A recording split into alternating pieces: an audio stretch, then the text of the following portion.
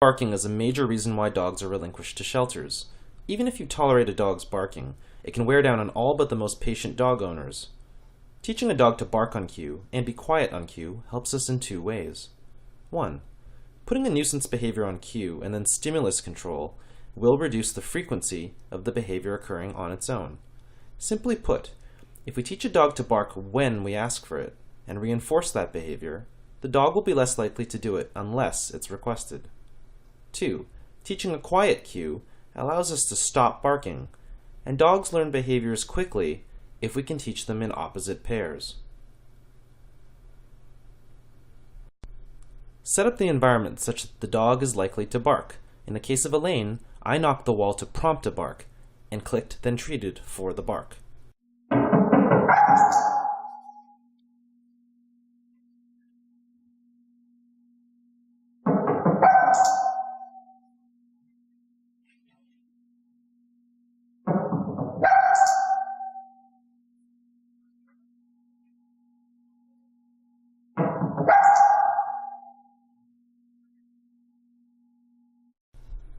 After a series of repetitions, I stopped knocking and I waited.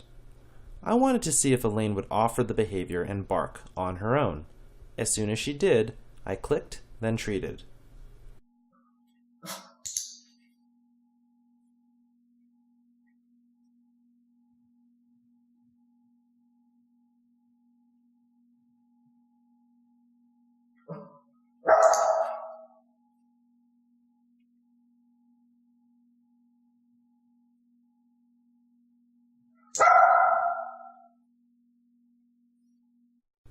Elaine's offered bark ranged from a low growl to a quiet bark to a loud piercing bark.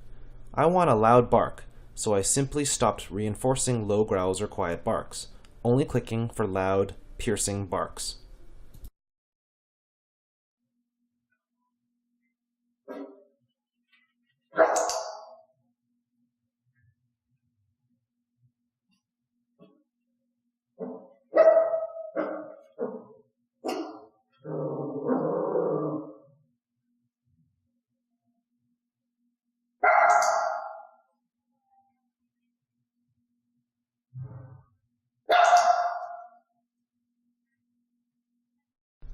Once I got the bark I liked, I added a cue. I cued a talk-talk hand gesture just as Elaine was about to begin barking.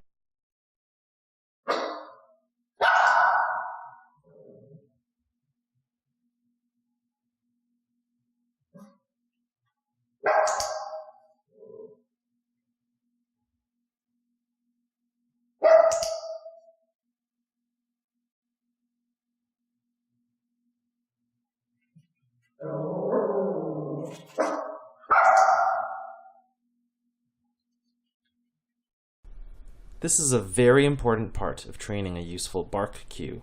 It is important that Elaine only be reinforced for barking when it is cued. I intentionally allowed Elaine to offer a bark and intentionally did not click then treat for it. After a moment of silence, I gave the cue and then clicked the resulting bark. The dog must learn that reinforcement only comes from this behavior when it is cued.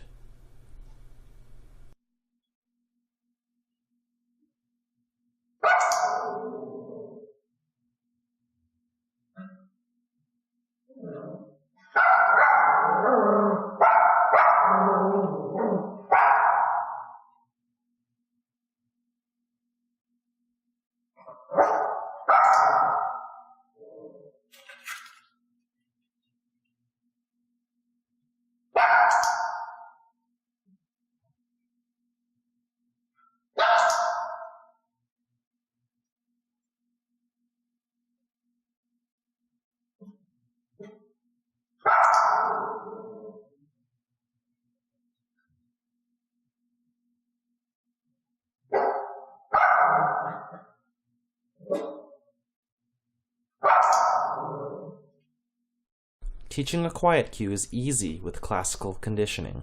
Simply give the cue for quiet. I'm using a shh hand gesture.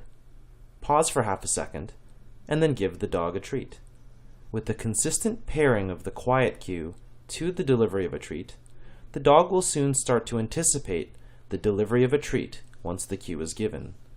It is very important that during this process, that when you give the quiet cue, you give a treat. Using classical conditioning to train behaviors means that once you give the cue, you promise to give the treat, no matter what the dog is doing, including when they continue to bark.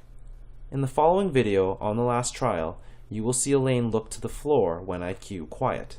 She's looking for the treat.